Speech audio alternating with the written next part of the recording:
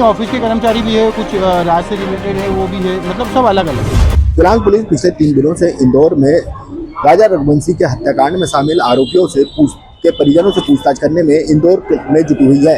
जहां सबसे पहले दिन उन्होंने सोनम रघुवंशी के माता पिता से पूछताछ की, तो वहीं दूसरे दिन राज कुशवाहा के घर पर पहुंची, तो वहीं तीसरे दिन आज इस पूरे मामले में जो गोविंद है उसे पूछताछ के लिए इंदौर क्राइम ब्रांच के दफ्तर पर बुलाया गया है।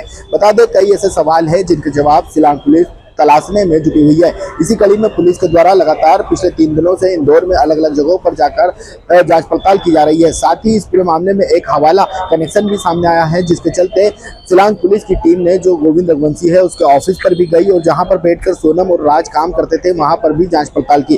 फिलहाल शिलांग पुलिस ने इस दौरान वहां से कुछ दस्तावेज भी जब्त किए हैं, उनकी भी जांच पड़ताल की जा रही है। साथ ही आज इस पूरे मामले में जिस तरह से गोविंद को इंदौर क्राइम ब्रांच के ऑफिस पर बुलाया है, तो निश्चित तौर पर कुछ और खुलासे हो सकते हैं। फिलहाल शिलांग पुलिस इस पूरे मामले में चुप्पी साधे हुए हैं, लेकिन इस पूरे ही मामले में जिस तरह से इस पूरे मामले में एक अन्य नाम सामने आ रहा था, जिसके बारे में बताया जा रहा है कि संजय वर्मा से सोनम रघुवंशी लगातार बातचीत करती थी और बातचीत की एक पूरी रिकॉर्डिंग भी सामने आई थी। उसी के आधार पर जब शिलांग पुलिस ने जांच पड़ताल की, तो जांच पड़ताल में यह बात सामने आई कि वह व्यक्ति राज ही है, लेकिन ट्रू कॉलर के माध्यम से जो राज कुशवाहा था उसने अपने नाम को बदल लिया था और खुद का नाम संजय वर्मा रख लिया था। और उसी पर संजय और सोनम लगातार जो राज और सोनम है लगातार बातचीत करती थी। इस बात की खुलासा खुद शिलांग पुलिस के द्वारा किया गया है।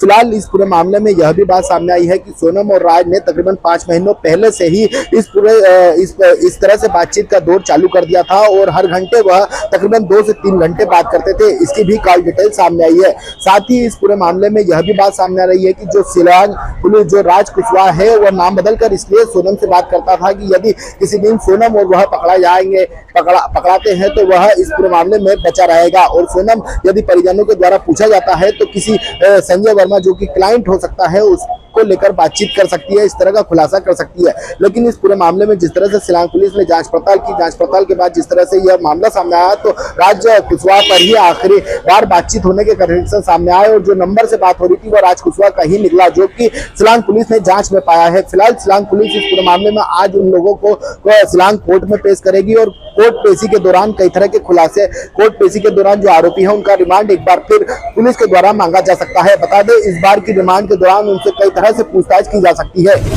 बुलाया और क्या पूछताछ की जा रही है? नहीं, अभी पूछताछ वैसे ही नहीं की जा रही है। अभी ये सभी लोगों से पूछताछ जो भी इनसे रिलेटेड थे वो उन्हीं से पूछताछ करी जा रही है। अब मुझे आइडिया नहीं, जो भी इनके टच में थे, जितने भी लोग हैं, जो भी है, मतलब अब वो क्राइम ब्रांच उनके हिसाब से।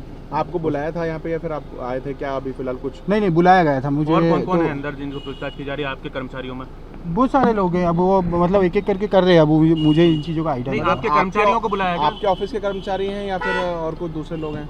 नहीं, ऑफिस के कर्मचारी भी है, कुछ राज से रिलेटेड है वो भी है, मतलब सब अलग अलग है। अच्छा, आपको बुलाए थे तो आपसे किस संबंध में मतलब बात की है? नहीं, मुझे मेरे से अभी कोई बात नहीं हो पा रही है। ठीक है।